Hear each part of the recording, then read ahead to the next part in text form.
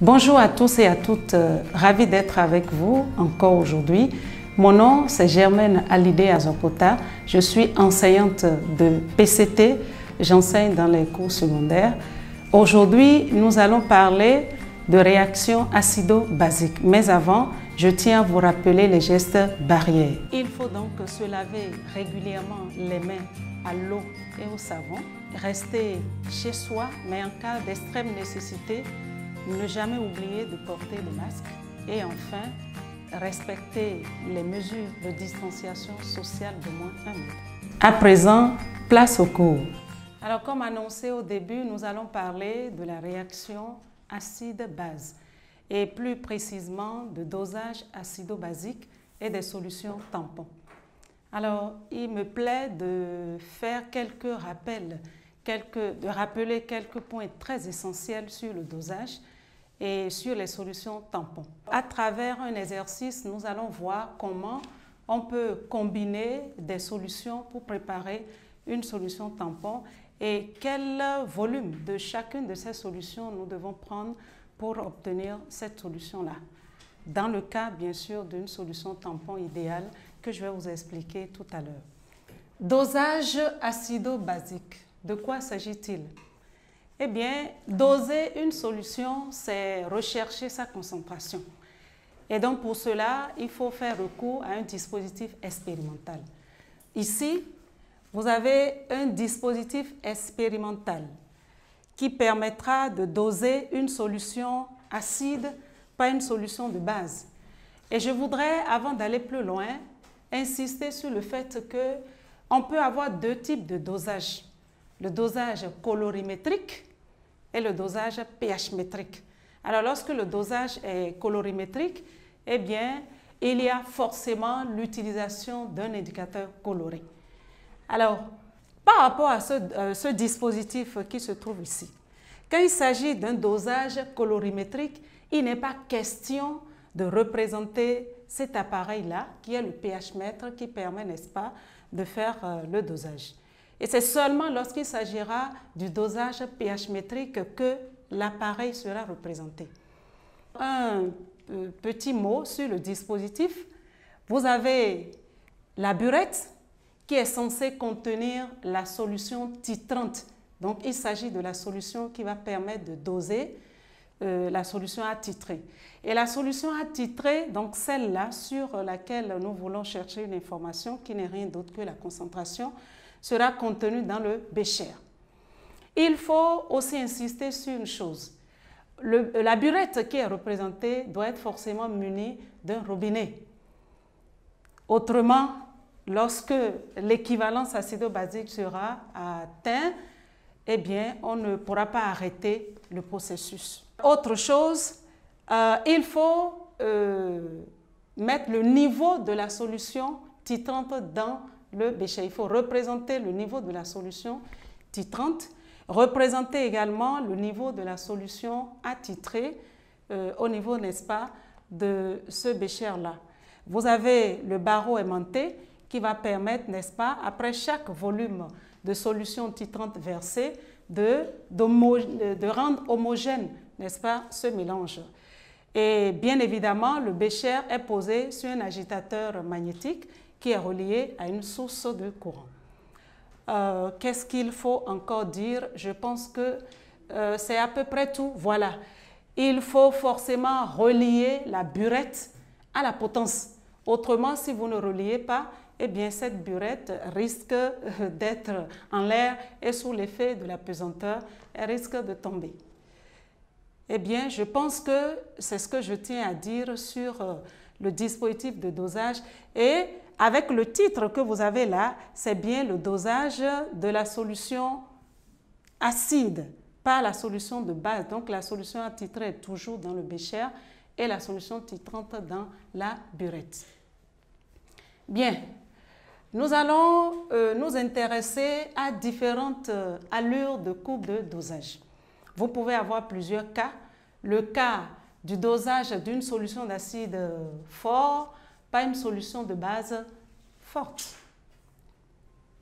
Alors, vous pouvez constater avec moi que cette allure montre une courbe croissante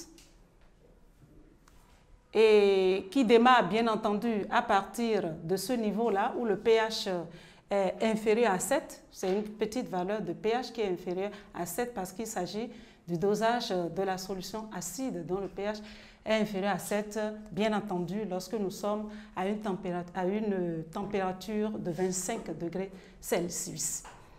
Alors, il faut aussi comprendre, et là j'insiste là-dessus, lors du tracé de la courbe de dosage, il faut bien orienter les deux axes et il faut porter sur chacun de ces axes la grandeur. Donc ici, vous voyez, l'axe est bien orienté. Vous avez le pH sur l'axe vertical et sur l'axe des abscisses, donc horizontal, vous avez le volume de base versé à chaque fois. Et il est important de préciser également l'unité de ce volume. Si c'est en centimètres cubes, vous mettez alors centimètres cubes. Alors, à partir de cette courbe, et on va essayer de voir comment, on va expliquer en fait comment rechercher le point d'équivalence acido-basique. Eh bien, pour rechercher le point d'équivalence acido-basique, nous avons besoin d'utiliser la méthode des tangentes parallèles. Et donc, pour ça, il faut se concentrer sur les fortes concavités. Voilà, ici, vous avez une première concavité. Et là, une deuxième concavité. Et d'ailleurs, à l'analyse de cette courbe-là, on voit d'ailleurs qu'il y a deux concavités. Et ces deux concavités-là, c'est avec un changement en fait de sens de concavité, puisque la première concavité est tournée vers le haut et la deuxième tournée vers le bas. Cela indique qu'il y a la présence d'un point d'inflexion. Et ce point d'inflexion n'est rien d'autre que le point d'équivalence acido-basique. Et donc, je parlais de sa détermination. Il faut utiliser la règle des tangente parallèle. Donc, tracer d'abord une première tangente au niveau de cette forte concavité. Ensuite, la deuxième tangente qui doit être forcément parallèle à la première, tangente à la courbe bien entendu. Et là, c'est au niveau de la deuxième forte concavité. Et une fois cela fait, vous tracez un segment, d'accord, de droite qui est perpendiculaire aux deux tangente. Puis ensuite, vous recherchez le milieu de ce segment à partir d'un compas, vous cherchez le milieu. Et bien, une fois le milieu cherché, vous tracez une troisième droite qui est parallèle aux deux autres. Et cette troisième droite que vous tracez coupe la courbe en un point. Et ce point représente alors le point d'équivalence acido-basique. Et donc, vous projetez ce point sur les deux axes. Cela vous permet d'avoir le volume de base versé pour atteindre l'équivalence acido-basique et le pH du mélange à l'équivalence acido-basique. Et bien évidemment, lorsqu'il s'agit d'un acide fort, d'accord, et d'une base forte, généralement, le pH est égal à 7 à 25 degrés Celsius. Alors, nous allons passer au deuxième cas. Le cas du dosage d'une solution de base forte par une solution d'acide fort. Eh bien, comme vous pouvez le constater, c'est comme si on a retourné cette courbe-là pour avoir celle-ci. La courbe, elle est descendante. Donc, vous avez aussi deux concavités, donc la présence d'un point d'inflexion qui est le point d'équivalence acido-basique qui sera déterminé par la même méthode que j'ai décrite tout à l'heure. Et bien évidemment, le volume de la solution acide est marqué dessus avec l'unité. C'est très important, il faut toujours orienter les deux axes. Alors, il me plaît de vous rappeler, avant de passer au cas du dosage des faibles, l'équation bilan de ce dosage-là, de la réaction acide-base qui est effectuée. Alors, je tiens à vous dire que quel que soit le type d'acide fort, parce que vous savez, il y a les monoacides forts, vous avez les diacides forts, vous avez les monobases fortes et les dibases fortes. Donc, quel que soit le type d'acide fort ou de base forte, eh bien, l'équation bilan de cette réaction acide-base sera écrite comme suit. Vous savez, l'acide fort est représenté par l'ion hydronium. Donc là, j'ai l'ion hydronium H3O+. Et la base forte est représentée par l'ion hydroxyde, donc plus OH-, qui donne, c'est une réaction qui est totale, donc la flèche là, qui donne 2H2O. Il en est de même pour ce cas de dosage parce que là, nous n'avons affaire qu'au fort, acide fort, base forte. Donc ici également, vous avez H3O+, plus OH- qui donne 2H2O. Donc voilà un peu comment vous devez écrire l'équation bilan. Passons à présent au cas du dosage d'une solution d'acide faible par une solution de base forte. Alors ici, vous pouvez constater avec moi que la courbe elle est également croissante, mais avec une petite nuance, parce que quand vous comparez cette courbe à celle-là, on peut constater que ici, au début, il y a la présence d'une concavité. Et cette concavité que vous avez au début vient s'ajouter aux deux autres, ce qui porte à l'ensemble en fait, à 3 concavités. Et on constate que la première concavité est tournée vers le bas, là tournée vers le haut, ici tournée vers le bas. Cela veut dire donc que la courbe change 2 fois de sens de concavité. D'où la présence de 2 points d'inflexion. Et quels sont ces points d'inflexion? Nous avons toujours notre point d'équivalence acido-basique que nous avons déterminé à partir de la méthode qui est décrite ici. Et le deuxième point qui est le point de demi-équivalence acido-basique. Alors, comment on cherche ce point de demi-équivalence acido-basique? C'est très simple. Et d'ailleurs, vous le savez, ce n'est juste qu'un rappel. Alors, il faut partir du volume à l'équivalence acido-basique, diviser donc ce volume par 2 et rechercher le point qui correspond à cette valeur-là sur l'axe des abscisses. Vous projetez ce point sur la courbe, eh bien, ça vous donne le point à la demi-équivalence acido-basique. Ce point, eh bien, je le note, E1,5, E', ça dépend. 1,5 juste pour faire comprendre que nous sommes à la demi-équivalence. Et qu'est-ce qu'on constate? Au point de demi-équivalence, le pH E1,5 du mélange correspond exactement au pK du couple acide-base mis en jeu. Parce que partout où vous avez une solution acide faible ou une solution de base faible, il y a toujours un couple acide-base qui est mis en jeu. Et à ce couple acide-base correspond une constante d'acidité que nous notons Ka, et à partir de là, on parle également de pKa. Donc ici, le pHe à la demi-équivalence est égal au pKa. Alors nous avons dit plus loin, comme titre, l'acide, je l'ai noté AH, la base BH+, l'équation bilan, c'est bien, voilà. Là, je voudrais que vous compreniez parfaitement. Parce que ici, nous avons parlé tout à l'heure de représentants de chaque solution. Alors ici, il s'agit d'une solution d'acide faible. Donc l'ion hydronium ne peut pas représenter, n'est-ce pas, cette solution d'acide faible. Qu'est-ce qui représente cette solution d'acide faible? Eh bien, c'est toujours AH. Si la formule de la molécule, enfin, je retiens AH, ou bien BH+, s'il s'agit d'un ion. Alors, l'équation bilan sera écrite comme suit: AH+. Comme c'est une base forte qu'on a ajoutée, le représentant c'est OH-, donc plus OH-, ce qui donne, là c'est une réaction qui est presque totale. Qu'est-ce que ça donne?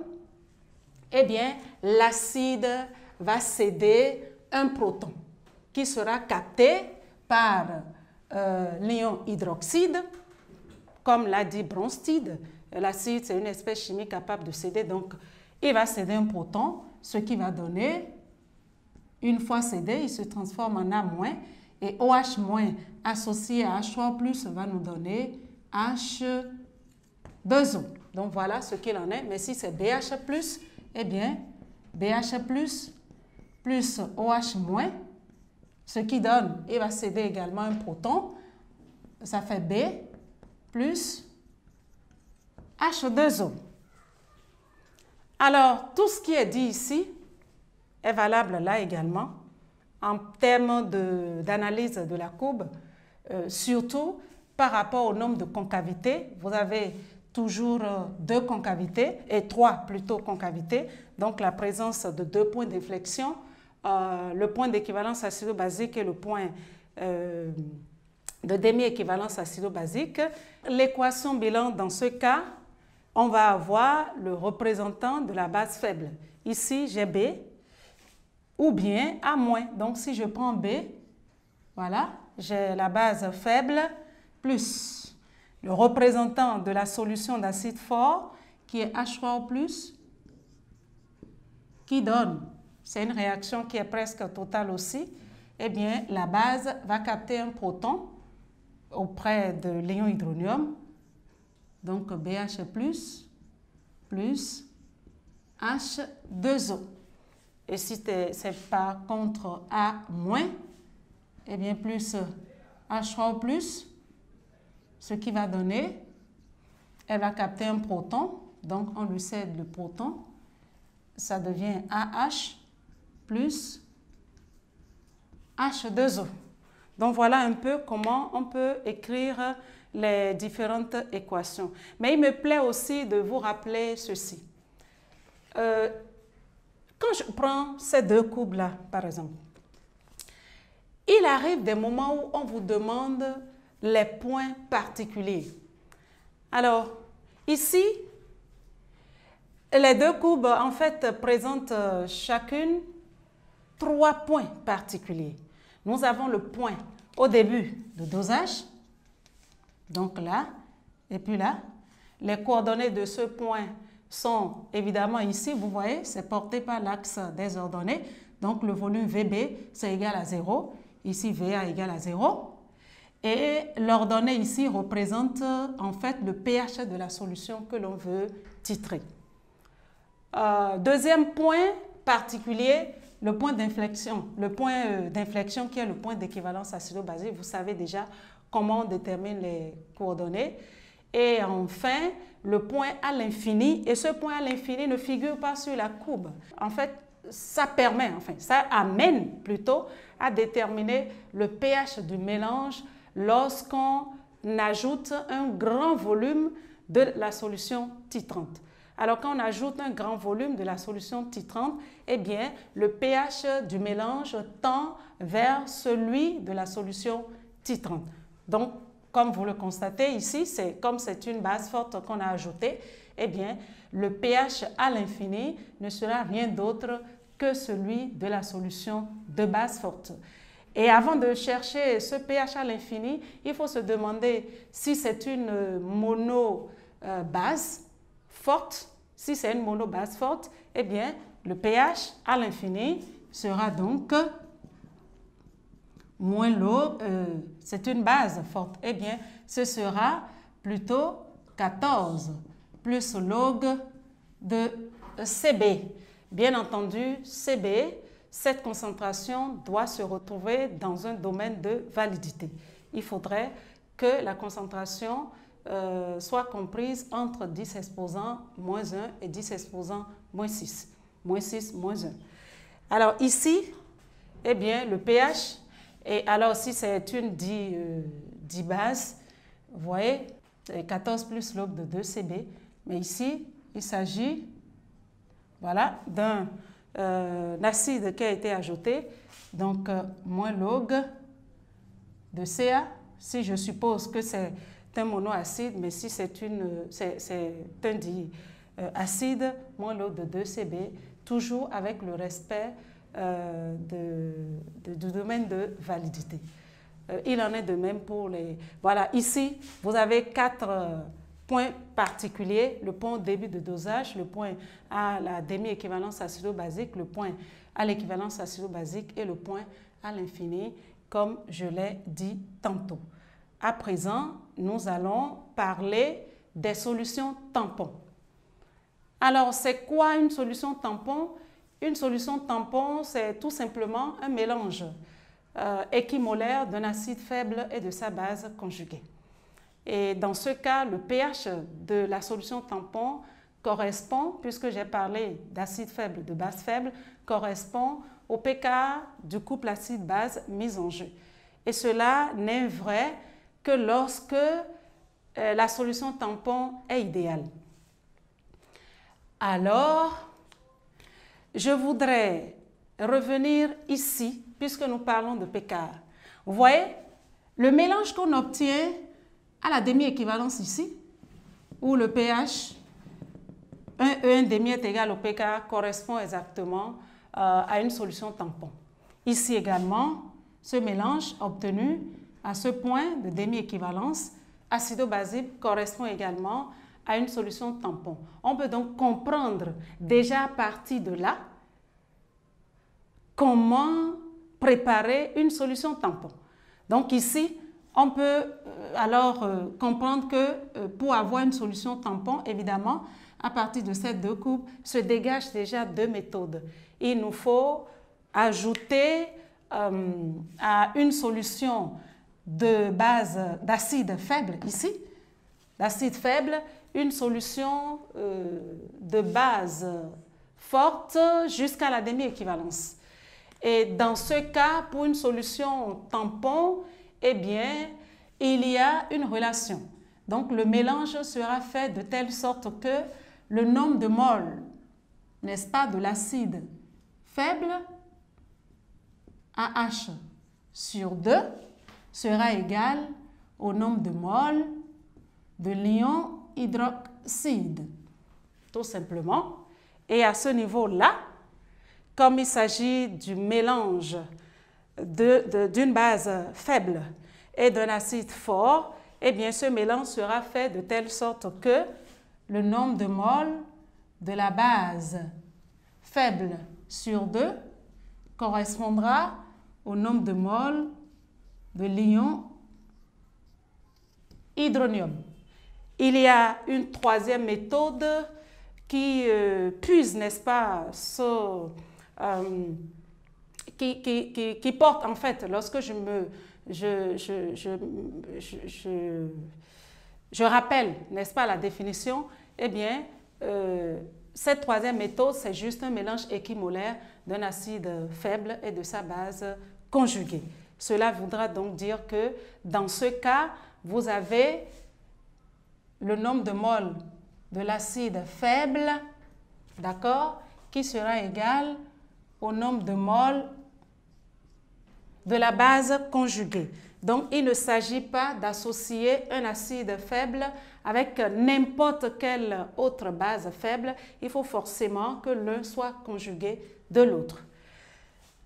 Ensuite, je pense que nous allons passer à présent à l'exercice, un tout petit exercice qui va nous permettre de voir comment on peut combiner les solutions et comment déterminer les volumes à mélanger pour obtenir, n'est-ce pas, la solution tampon d'un volume déterminé. Et donc, voilà l'exercice qui va nous permettre de voir comment combiner les solutions pour préparer une solution tampon et comment prendre les volumes de chacune de ces solutions pour préparer, n'est-ce pas, une solution tampon de pH bien déterminé. Alors, nous disposons de 4 solutions. La solution d'acide sulfurique, qui est un diacide fort,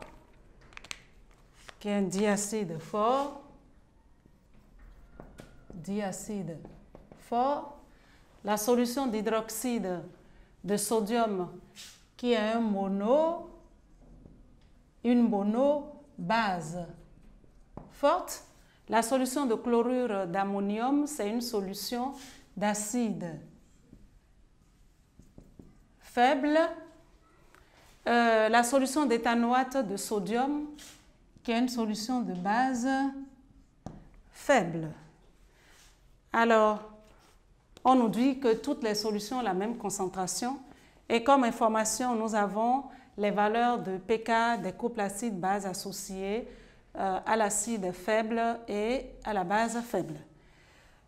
Alors, la première consigne nous demande de citer les solutions à mélanger pour préparer une solution tampon quelconque.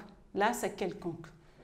Alors, pour répondre à cette question, nous allons nous rappeler en fait les différentes méthodes de préparation de solutions tampons et nous allons nous rendre compte qu'il y a la présence d'un acide fort, donc il va falloir lui associer une base faible. Du coup, alors résultat,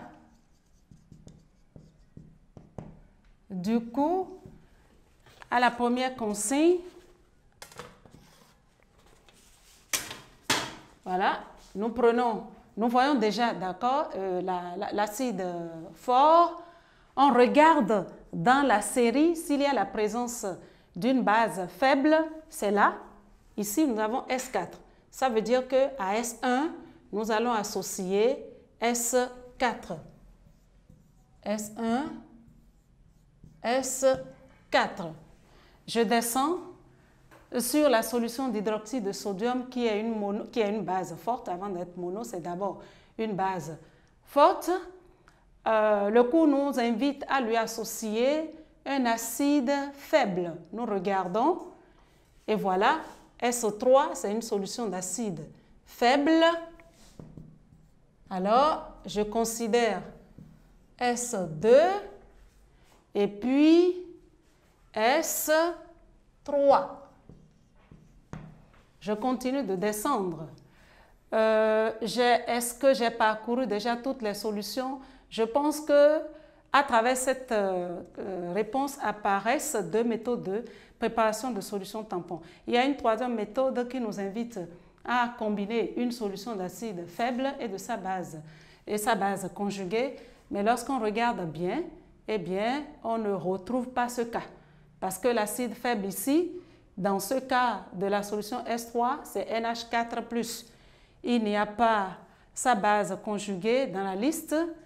Et la base faible, c'est l'ion éthanoate. Son acide conjugué, c'est l'acide éthanoïque qui n'apparaît pas dans la série. Donc, on a fini avec la première consigne. Et je rappelle qu'il est question de combiner pour avoir une solution tampon quelconque. Donc, on ne nous a pas indiqué une caractéristique précise de la solution tampon. On aborde à présent le deuxième volet de la première consigne qui consiste à écrire à chaque fois l'équation bilan correspondante. Alors, quand je prends S1 et S4, S1 et S4, S1 déjà, voilà, c'est un acide fort. Voici, voilà la formule de cette solution d'acide, de diacide fort. Je lui associe S4, je lui avais associé S4, S4, CH3, COO-, plus Na+. Donc l'équation bilan y afférent sera écrite comme suit. Je prends donc voilà le représentant de cette solution qui fait l'ion éthanoate CH3CO- plus le représentant de l'acide fort. Donc que l'acide soit un diacide fort, cela ne m'intéresse pas. Ce qui m'intéresse, c'est plutôt l'ion qui représente cette solution. Donc plus H3 plus qui me donne alors CH3 COOH plus H2O.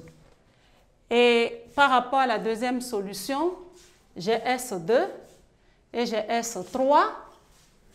S2, c'est l'hydroxyde de sodium, donc Na+, plus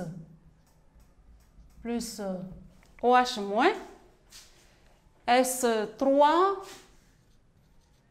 S3 qui fait NH4+, plus Cl-, le chlorure d'ammonium.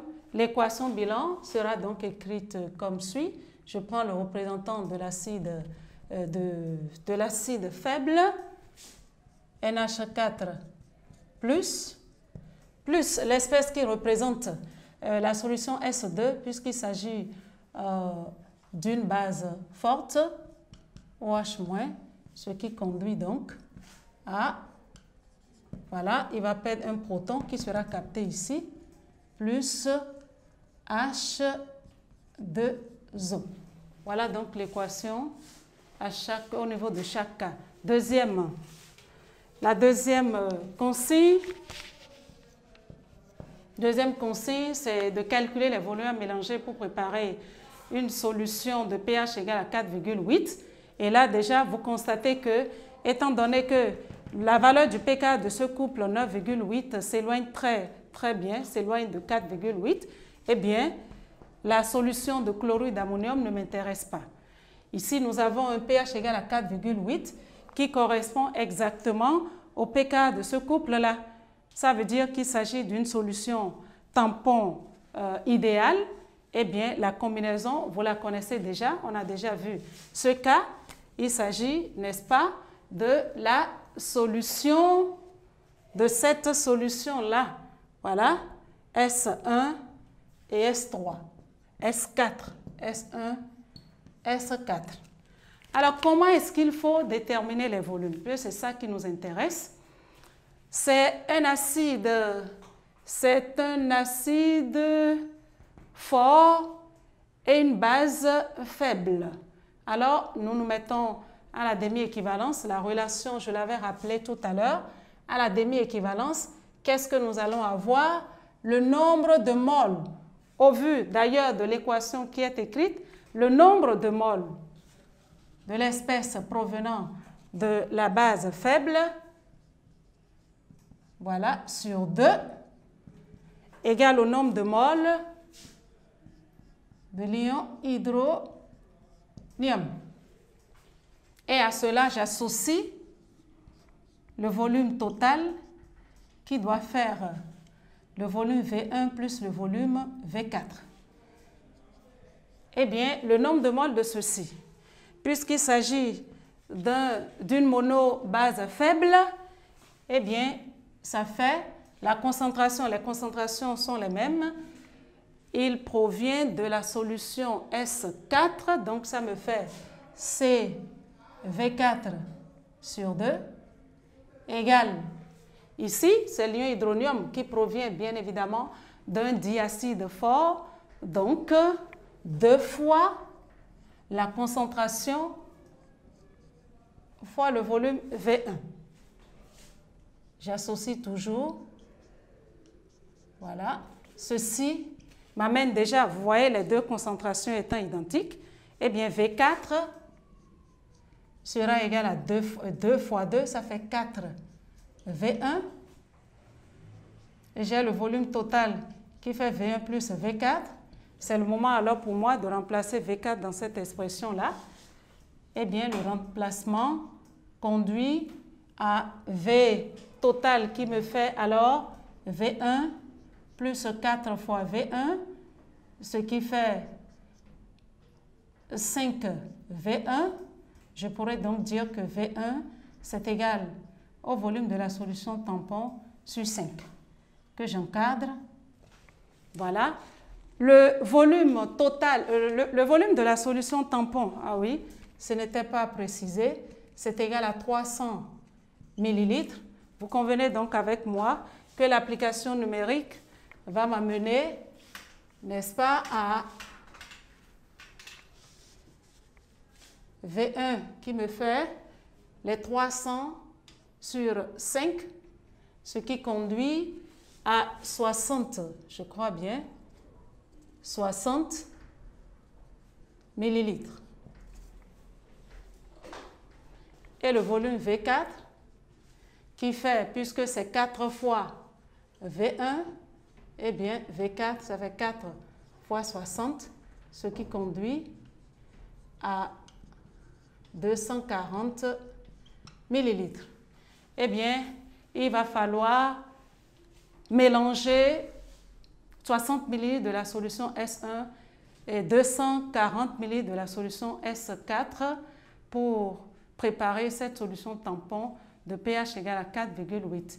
Mais attention, si la valeur du pH était non pas 4,8 mais 5 par exemple, eh bien on aurait affaire à une solution tampon non idéale. Du coup, ces relations-là ne sont plus valables. Il va falloir faire recours à l'équation associée à chacune de ces. Il faut écrire l'équation associée à chacune de ces solutions, faire le bilan des espèces chimiques, écrire, associer en fait la relation d'électroneutralité, relation de conservation de la matière et la relation entre le pH et le pKa pour trouver d'abord le premier volume et revenir donc ici afin de tirer le deuxième volume. Voilà un peu ce que je tiens à partager avec vous ce jour. Chers amis, je tiens à rappeler que la solution tampon présente des utilités. Alors, elle est utilisée en médecine pour la fabrication des médicaments. Elle est également utilisée pour étalonner le pH mètre dont on a parlé tout à l'heure. On l'utilise également pour contrôler, n'est-ce pas, des réactions d'oxydoréduction. Eh bien, autre chose à rappeler, la solution tampon présente des caractéristiques, des propriétés. Eh bien, le pH de la solution tampon ne varie pas lors d'une dilution modérée. Eh bien, le pH de la solution tampon varie faiblement lorsqu'on lui ajoute une quantité modérée d'acide fort ou de base forte. Et voilà, nous sommes à la fin de notre cours que je vous remercie d'avoir suivi. J'espère qu'il aura été très utile pour vous pendant cette période de pandémie. À propos, je vous rappelle de ne jamais oublier ces règles de sécurité sanitaire. Merci.